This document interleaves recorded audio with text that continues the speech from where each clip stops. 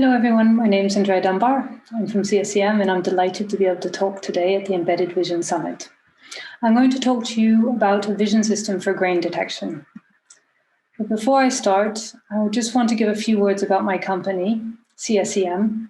CSEM is a technology transfer company based in Switzerland. We have several sites across Switzerland to become closer to industry, and we have about 500 people and about 83 million turnover. We have several industrial clients and we aim to take really the latest technologies coming out of universities and technical colleges and push them into industry.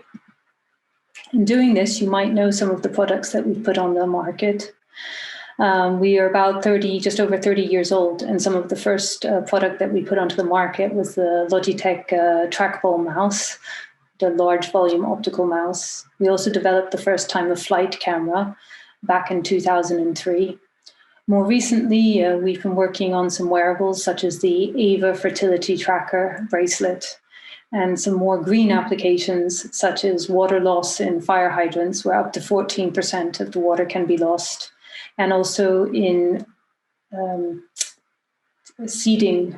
For example, here we see a tractor seeding a field, and we use intelligent vision system to work out where there's gaps in the seeding, and we have a valve system behind it. So we really only need to put seed down again where it's necessary. So these are some of the previous projects that we've been working on.